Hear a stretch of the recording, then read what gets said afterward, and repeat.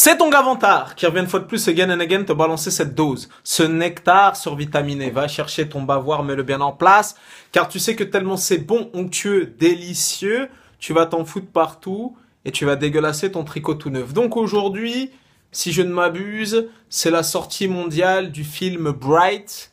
Voilà, film Netflix doté d'un budget, il me semble, de plus de 100 millions de dollars. Donc ils ont vraiment mis les petits plats dans les grands.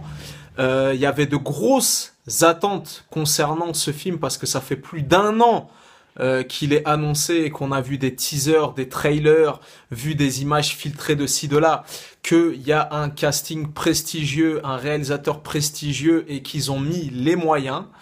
Je viens de le terminer à l'instant même et c'est pas mal. C'est pas mal, on va dire entre guillemets pour synthétiser que c'est un bon film de vidéoclub. Voilà, c'est un bon film de vidéoclub. Je m'explique. Donc David Ayer, le réalisateur de ce film, est un réalisateur, scénariste et producteur. L'intégralité de son œuvre se compte sur 7 films. Moi, j'ai vu les 7, donc j'ai vu l'intégralité de son œuvre. Et il a débuté, si je te raconte pas de conneries, en 2001 en étant le scénariste du motherfucking film culte pour lequel Denzel Washington a eu un Oscar, Training Day. Voilà, c'est lui qui a fait le scénario de Training Day, qui a fait le scénario de Dark Blue, de U571, et j'en passe, c'est des meilleurs.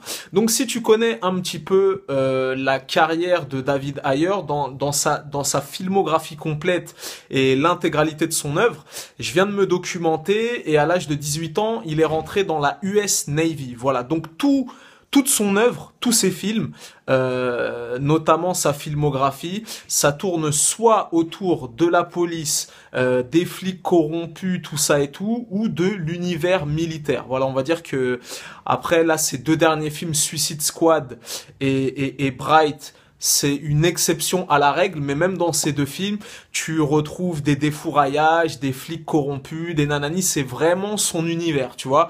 Tout ça pour te dire que David Ayer, c'est pas le genre de mec que tu verras faire une comédie romantique ou un truc, voilà, c'est soit l'armée ou soit la police. Qu'est-ce que je pourrais te dire sur ce film? Donc, le film, comment s'appelle, Bright, est à mi-chemin entre Le Seigneur des Anneaux, voilà, on va pour la comparaison, et tu retrouves un petit peu de Blade, Seigneur des Anneaux, légèrement avec l'effet, ça m'a fait penser un petit peu à comment ça s'appelle, à Stranger Things, voilà. Et à l'arrivée, voilà, ça donne un bon film de vidéoclub. C'est-à-dire, je m'explique, le cahier des charges est respecté. Il y a ce qu'il faut d'action, il y a ce qu'il faut d'humour, des effets spéciaux pas trop mal, tu vois ce que je veux dire. Ils sont réussis des fois, et des fois j'ai trouvé ça un peu kitsch. Et je me suis dit, c'est quoi ce film des années 90-2000?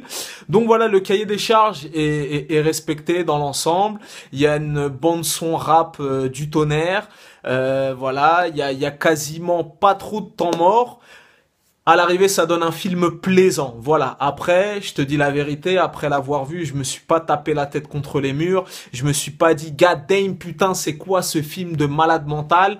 Voilà, parce que comme je t'ai dit, David Ayer, dans l'intégrale de son œuvre, c'est-à-dire 7 films, il est capable du meilleur, comme le film Fury avec Fury avec comment il s'appelle déjà, merde, avec Brad Pitt.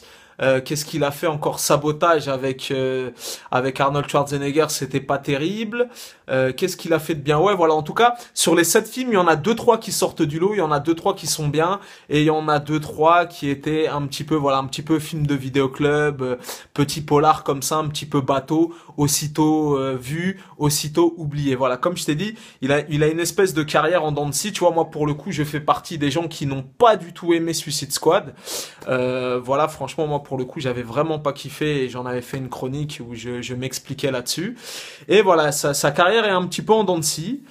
Il a eu des classiques, il a scénarisé des films classiques, il a réaliser des films classiques. Après, voilà, dans l'intégralité de son œuvre, c'est pas tout qui défonçait. Voilà, je t'ai dit, sur les 7 films, il y en a 2-3 qui sortent du lot, et après, voilà. Donc, je t'ai dit, ces films tournent à peu près tout le temps autour du même univers: l'armée, la police, la corruption, les défouraillages, les courses-poursuites, voilà. Donc après, je t'ai dit, il y a des choses qui sont bien dans Bright, la bande-son est bien, il y a quasiment pas de temps mort, Will Smith toujours impeccable, il y a un grand casting, hein.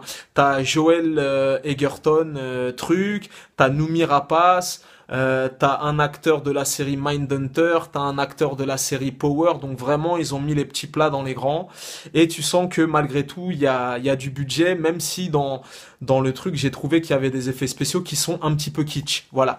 Ensuite j'ai trouvé aussi que il y avait des petites séquences avec des musiques un petit peu mielleuses, un petit peu marshmallow pour faire pleurer dans les chaumières. Il y avait des petites séquences un petit peu dans la niaiserie et dans la guimauve qui m'ont un petit peu dérangé.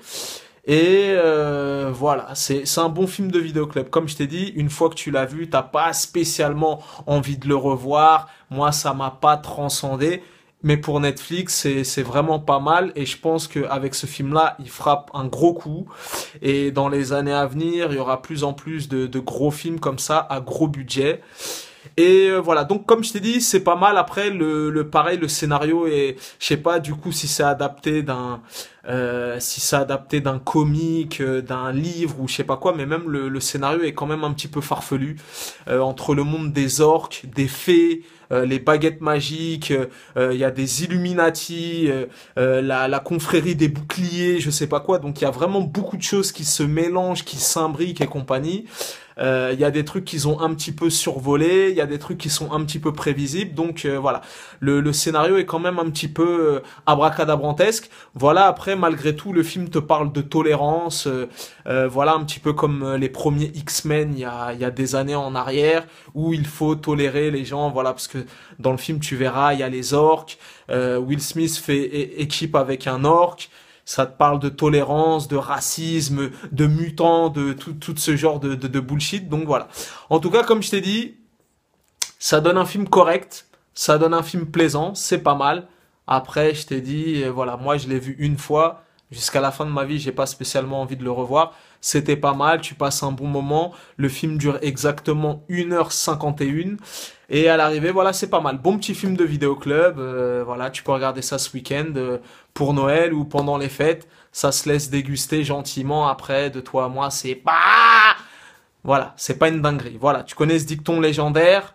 Les goûts et les couleurs, ça ne se discute pas. Si t'as la vie de vantard, c'est toujours le bon. Voilà, voilà. Et je souhaite à tous et à toutes d'excellentes fêtes de fin d'année. Un joyeux Noël, une bonne année. Bon, d'ici là, il y aura des vidéos. Mais si je vous vois pas d'ici là, prenez soin de vous. Merci pour la force. Et puis voilà. Bonne fête à vous et prenez soin de vous. Peace and love.